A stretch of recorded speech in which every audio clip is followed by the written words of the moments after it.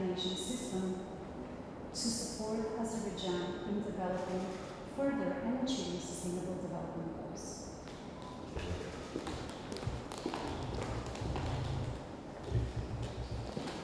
Welcome, I'm very glad to see you. I wish you a pleasant stay in Azerbaijan.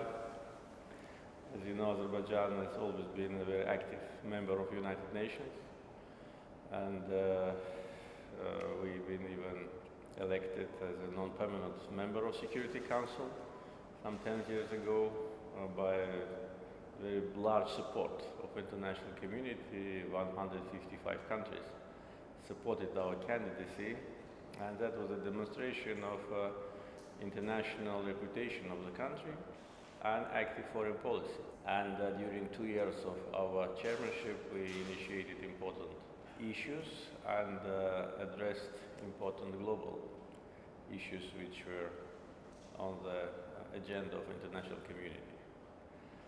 And of course now, as a chair of non-aligned movement, which is the largest after United Nations international institution, we play an important role in international affairs and also support United Nations Secretary General's initiatives, especially on fighting COVID.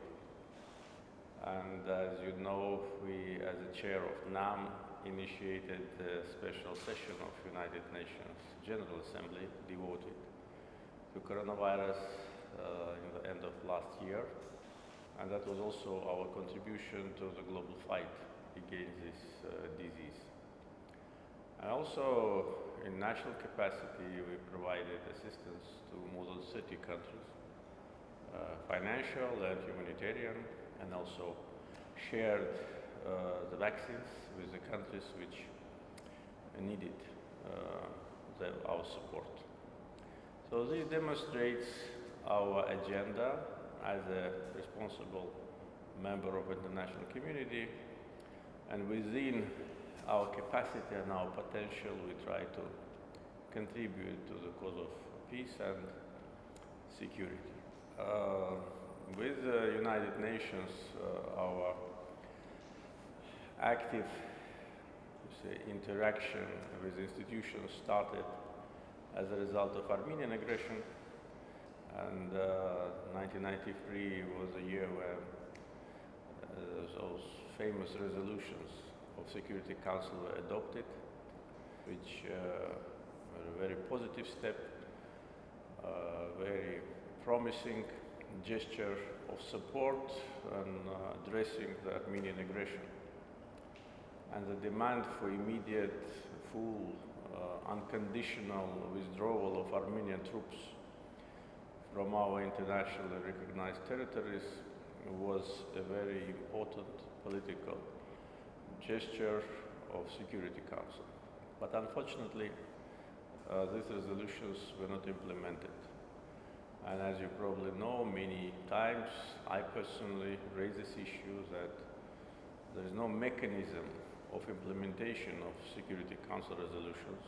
In one case, they implemented in a short period of time, but in our case, they were not implemented at all by international players. And especially what was of concern and was difficult to understand by Azerbaijani society, that those who adopted those resolutions, 3 out of 5 permanent member states, were the countries which were and still are the co-chairs of the Minsk group of OSCE. So they themselves adopted those resolutions, and they had a mandate to facilitate implementation of these resolutions, but unfortunately 28 years of the Minsk group were the years of lost opportunities. On many occasions I raised the issue of imposing sanctions on Armenia because I thought that that could be the way how to avoid confrontation, avoid war. We wanted to resolve this issue peacefully.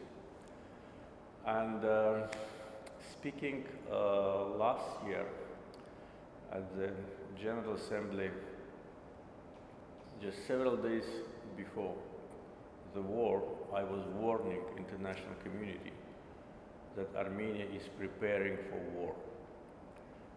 That will not just say words for the sake of propaganda. That was a realistic analysis of Armenia's behavior in the months prior to the war. And unfortunately, I was right. So if sanctions were imposed on Armenia on time, if Minsk Group co-chairs, three leading countries of the world, used 5% of their potential to persuade or to force Armenia to withdraw its occupation forces, then the war would never have happened. Therefore, the responsibility for the war not only lies on Armenia, but on those who could not or did not want to force them to comply with international law. Therefore, Azerbaijan implemented these resolutions itself within international law norms. We restored justice, we restored international law norms, we implemented United Nations Security Council resolutions ourselves, and we acted in accordance with UN Charter. Chapter 51 recognizes the right for every country for self-defense. So we used all the existing international instruments to restore our territorial integrity. So now the war is over, the conflict is resolved. There's how to say, nothing to talk about what happened. We need to look to the future. And of course, our main concern now is the restoration of destroyed territories which are in full devastation.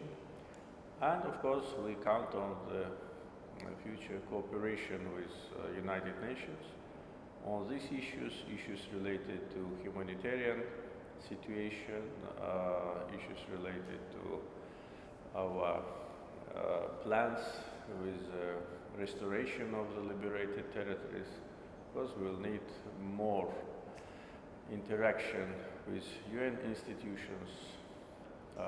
As you probably know, we also are in contact with UNESCO, and we've been waiting for UNESCO for almost 30 years. And I don't know whether you know it or not. A couple of years ago, last time when we invited UNESCO to come, that was of course the time of occupation, to come and to see what has been done to our territories, because OSCE Minsk Group twice sent a fact-finding mission to the occupied territories, and we've been asking them to send another mission, but they did not. We've been asking UNESCO to come and to see the damage to our historical monuments caused by Armenian aggressors, and they refused. And UNESCO officials were saying that UNESCO is not involved in political issues. But after war was over, we received the signals from UNESCO that they want to come. Of course, we expressed our surprise, because they were not coming for almost 30 years when we've been asking them, and they decided to come after the war. Therefore, we of course agreed to that, and as far as I know, the last information was that the mission have been already created, but now Armenia is objecting again. Therefore, it's again delayed. With other UN institutions also we are in permanent contact, and we will need broad international involvement and assistance from point of view of expertise, point of view of advices, because the area which we are now restoring is more than 10,000 square kilometers. And of course, we are in touch with the UN High Commissioner for Refugees Office, and we are planning to resettle the former refugees as soon as possible, but the main problem is landmines and total devastation. So we'll work with United Nations and its institutions in good faith, as good partners, in order to achieve our main goal of restoration of liberated territories, and we count on very active involvement of your office in Baku. So welcome once again. Thank you, Mr. President. United Nations and Azerbaijan have been friends for 29 years now. Next year we're going to mark the 30th anniversary since Azerbaijan has become a UN member state, but also 30th anniversary since UN has opened an office in Baku. So there's a lot to celebrate, but reflect as well. And I think the last 18 months have been unprecedented. COVID-19 has been a global crisis, and many nations have been struggling. And I want to commend you and the government for developing a very robust national COVID-19 response. But as you have mentioned yourself, this has been a moment where we really had to make sure that there is a renewed commitment to multilateralism and shared responsibility, and we are grateful for your efforts, first to initiate the summit of the non-alignment movement dedicated to a discussion on COVID-19 response, and then to initiate a special session on COVID-19 at the UN General Assembly. Vaccinations rate in Azerbaijan are again one of the most promising within the region, and the UN stands ready to help, as we have already done over the last 18 months. We have managed to support procurement of more than 4 million personal protective equipment items. We have invested in training, together with the government, of health workers, and more than 3,000 beneficiaries went through this training. And there is a public campaign on COVID-19 prevention that has reached more than 1 million people. As you have said, that was not the only challenge that the Azerbaijani people had to go through over the last 18 months. And we do hope that the trilateral statement that was signed on 10th of November will be really a springboard for a long-lasting peace development, a new era, both for peace and cooperation in South Caucasus region.